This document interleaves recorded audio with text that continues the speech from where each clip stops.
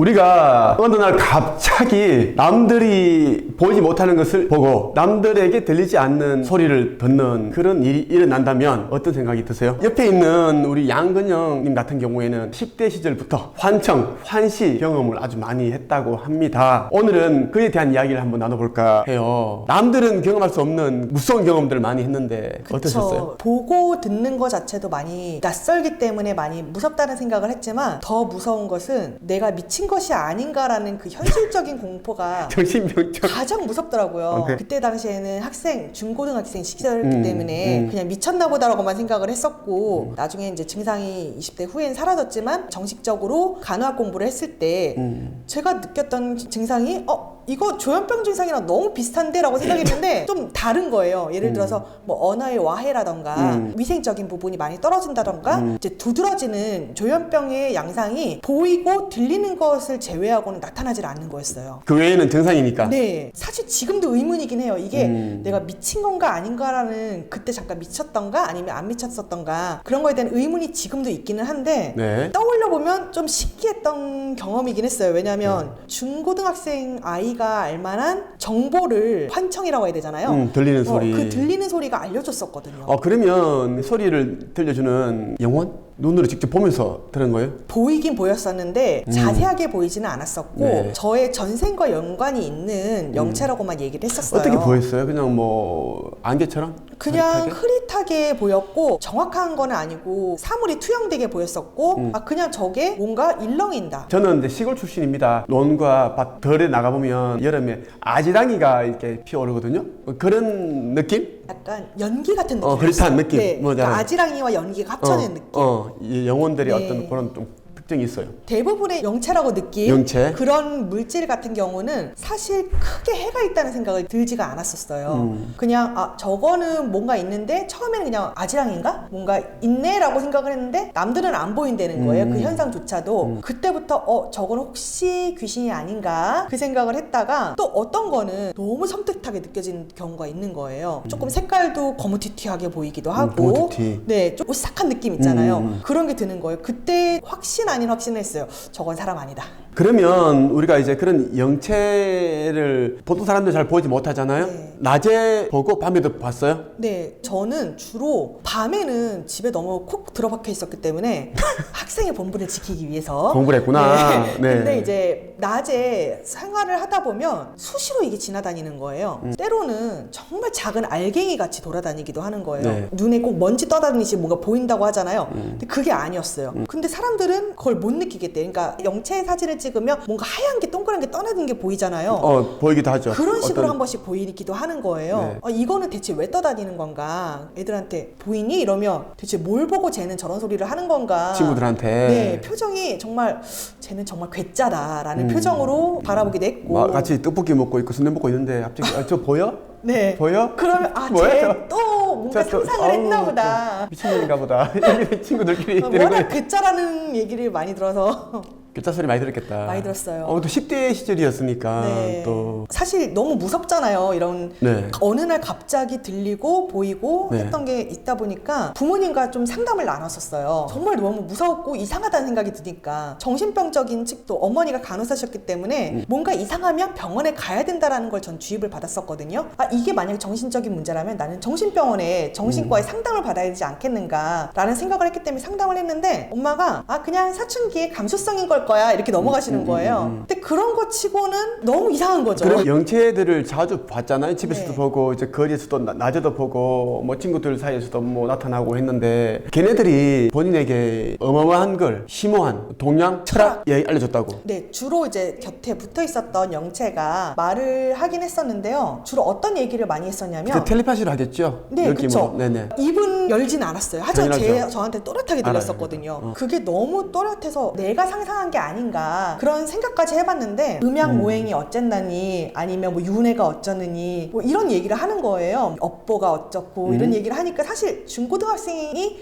생각할 만한 내용이 아니잖아요. 네. 그런 약간 괴짜답게 명상이나 이런 걸 좋아하긴 했었지만 명상을 좋아했지 그런 공부를 하고 싶었던 건 아니었고. 그때 본인이 이제 그 이야기를 영혼이 영적 존재가 이야기를 들려줬을 때 본인은 어떤 느낌이었어요? 대단하다? 받아 적어야겠다? 처음에는 한 1, 2년 정도 오니까 한 중학교 3학년? 그때까지 그때까지는 이게 대체 뭔 헛소린가 하다가 고등학교 들어서 우연히 아빠 서재에 꽂힌 책을 보게 되었어요. 그 책이 동양 철학과 관련된 책이었고 거기에서 제가 들었던 내용들이 다 있는 거예요. 예를 들어서 또 저희 아빠가 불교 사상을 공부를 하셨는데 그런 이제 윤회 사상이라던가 아니면 업보와 그러니까 업장에 관한 것이라던가 아니면 왜 생명이 이제 태어나고 이 삶을 살아가는지 이런 거에 대해서 얘기를 하게 되는 거죠. 예를 들어서 인류는 정말 긴 역사를 가지고 있었다 부터 해가지고 온갖 게 나와 있는 거예요. 네. 제가 중학교 3학년이가 접했던 외계인 책에도 똑같이 나와 있는 거죠. 대체 나는 이런 책을 지금 처음 봤는데 나는 대체 이 사실을 어떻게 알고 있는 것인가?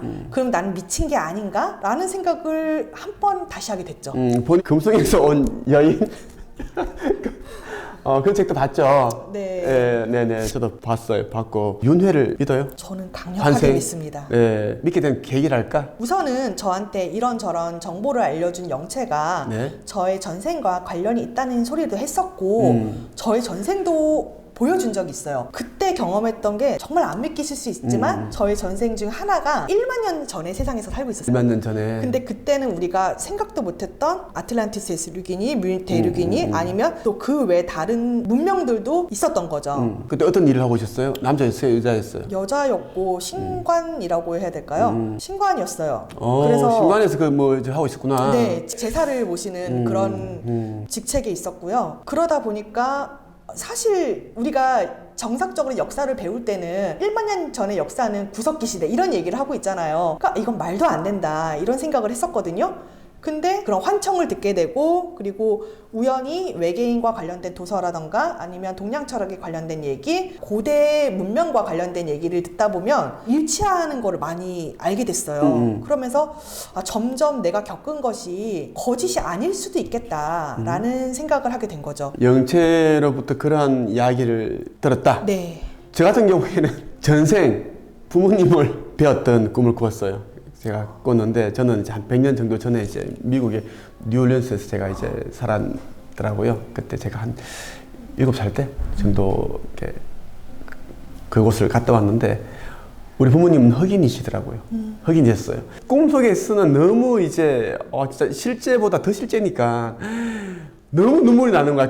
깼는데 그 꿈속에서도 그래서 너무너무 눈물이 났고 너무 이제 부모님이 너무나 보고 싶고 그런 그리움. 그 꿈을 꾸고 나서 며칠 후인가 이제 우리 현재 부모님 육신을 잊게 해준 우리 어머니한테 전생 부모님 만났는데 우리 엄마 아빠가 흑인이었다고 하니까 엄마가 무슨 소리냐고 대구에 쉬고 계시는데 그랬던 적도 있었습니다. 예. 네.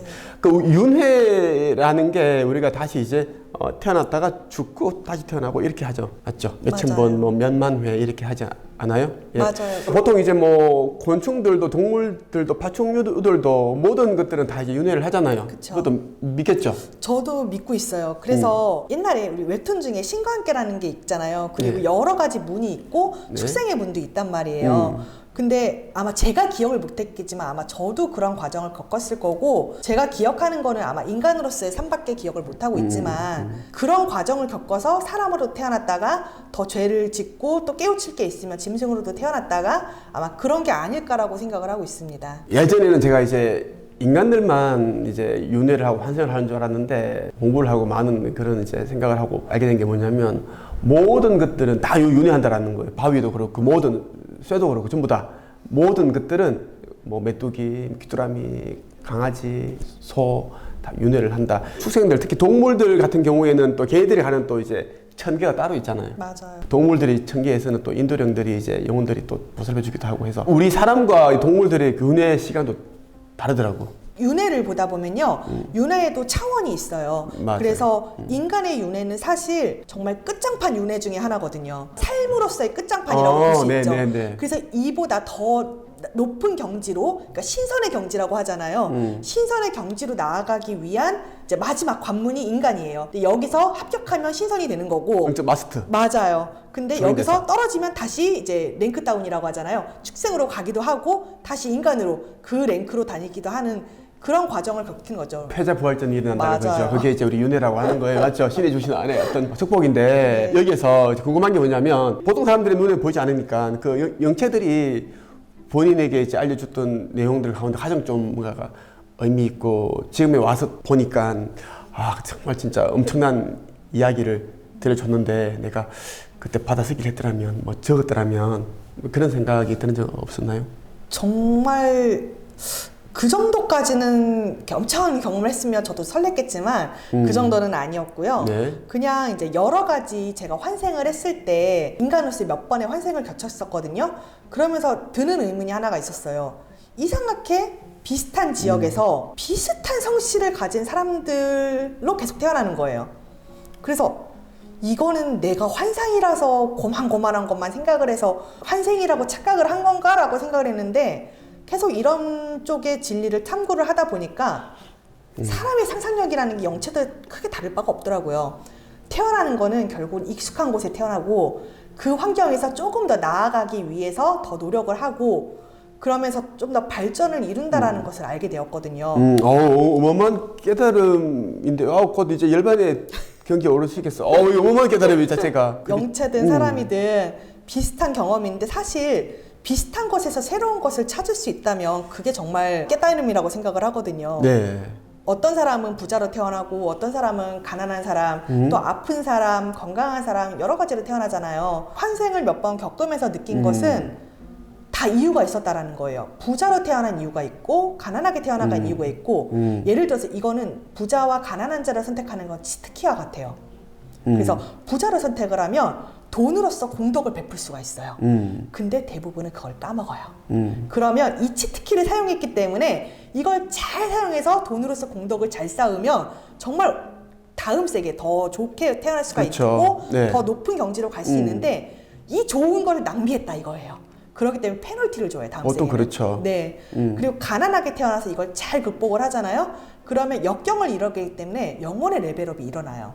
그렇기 때문에 사람들은 지금 환경이 사실 저도 너무 힘든 게 있어요. 지금도 힘든 걸 겪기도 하고 누구나 각자의 환경에서 힘든 게 있는데 이것을 잘 겪으면 게임에서의 레벨업과 같아요. 레벨업을 통과를 해야지 다음 맵 스테이지로 맞아요. 넘어가는 거고 네네. 이걸 못하게 되면 열심히 몬스터를 죽이면서 경험치를 쌓아 올라가잖아요. 네네. 근데 이 역경은 그 몬스터와 같다고 생각을 하거든요. 그래서 저도 정말 힘들지만 레벨업을 하기 위해서 지금도 끊임없이 노력을 하고 있습니다. 우리 양근영 작가죠. 책도 출간했고요. 그리고 지금 또 여러 권의 책을 또 출판 계약까지 했고 그 책 나오죠. 네. 웹소설 네, 맞습니다. 쓰고 있죠. 네. 쓰고 있고 다양한 그런 뭐 창작 활동을 하고 있습니다. 최근에 몇 년 전에 이제 힘든 시간을 보냈죠. 네, 맞습니다. 예. 한 2년 사이에 부모님 두 분이 다 돌아가셨어요.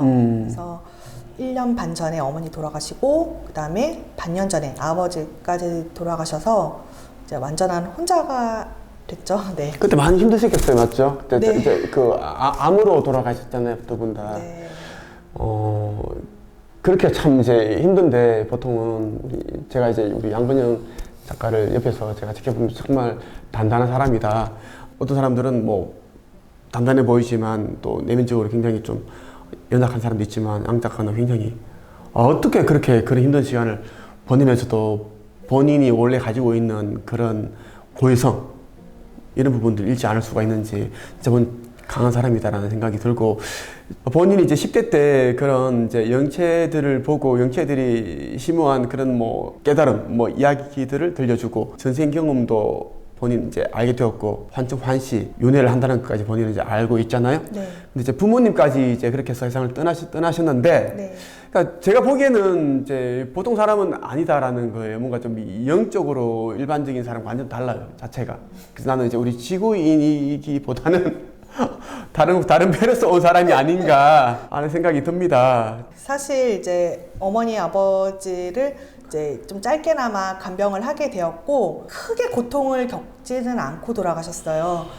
그래서 제3자의 입장에서 봤을 때는 그리고 또 가족의 입장에서는 오래 앓지 않고 돌아가셨기 때문에 너무너무 감사하고 또 돌아가신 분 입장에서도 고통을 겪지 않으니까 좋은 일이잖아요. 근데 떠내보내는 사람의 입장에서는 또 한편으로는 못해준 것만 생각나니까 슬프고 그렇기는 해요. 근데 이제 저는 윤회를 너무 뚜렷하게 알고 있고 그 다음에 이 뒤에 세상이 소멸되는 세상이 아니라는 것을 알고 있어요. 그러니까 정말 보지도 느끼지도 이제는 못하는 세계상이지만 그럼에도 불구하고 엄마 아빠가 이제 제 옆에서 있든 아니면 더 좋은 세상에서 태어났든 지금보다는 더 고통을 겪지 않고 좋은 환경에서 있을 거라는 생각을 하기 때문에 더 못해드린 거는 생각이 나서 정말 아쉬워요. 너무 슬프고. 그렇지만 다시는 엄마 아빠를 못 본다라는 생각, 그러니까 현생에서는 못 보지만 정말 영적으로도 못 본다라는 생각은 하지 않기 때문에 또 한편으로는 슬프지는 않아요. 슬프지만 슬프지 않는 이 모순적인 감정 그런 게 있습니다. 네. 금방 제가 이제 어떤 생각이 떠올랐는데 보통 인간 세상에서는 아기가 태어나면 다들 이제 축하하고 뭐 잔치하고 뭐 그렇게 하잖아요. 네. 너무 기쁜 일이니까. 그런데 영적인 세계에서는 이제 천계에서는 이제 윤회가 이루어져서 아기가 태어나면 굉장히 슬퍼한다고 합니다. 왜? 이 지구는 굉장히 슬프고 고통스러운 곳이고 복잡한 곳이니까 천계에서는 우리 영혼이 이제 떠나게 되면 굉장히 또 축하해주고 우리 여기 있는 이제 지구에 살고 있는 이런 인간들은 육적으로만 생각을 하니까 인간적으로만 생각을 하니까 아 슬프다 이제 못 보니까 그렇게 한대요. 양예훈 작가의 부모님께서는 다 지켜보시니까 또 네. 느낌으로 알 수 있으니까. 그리고 그렇기 때문에 사실 또 주변 사람들이 한 번은 인간관계로 상담을 했을 때 이렇게 나를 괴롭히게 한 사람은 지금 너무너무 행복하게 사는데 괴롭다라는 상담을 한 적이 있어요. 그러면서 제가 이제 경험을 했던 그 영적인 습득 지식 그런 걸 통해서 제가 상담을 도와준 적이 있었거든요. 너가 봤을 때 쟤는 지금은 행복할지는 모른다. 하지만 그 업보라는 것은 영혼에 그대로 남아있고 핏줄을 통해서 자손에게 간다. 너를 괴롭게 한 저 사람이 나중에 후생에서 괴로움을 당하든 핏줄을 통해서 자손에게 괴로움이 가든 어떻게든 이게 가게 되니까 너는 그거에 미련을 두지 마라.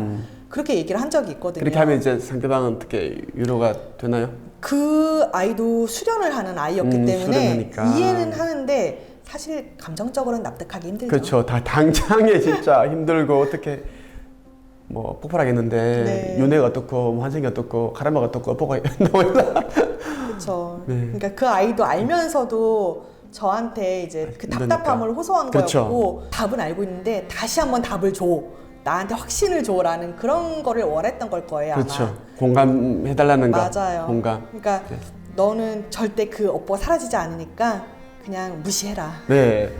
오늘 이렇게 이제 우리 양예원 웹소설 작가가 직접 경험한 환청, 환시 이 주제로 한번 이야기를 나눠봤고 여러분들도 비슷한 경험들을 하신 분들도 꽤 많으실 겁니다. 이제 책이 언제쯤 나오나요?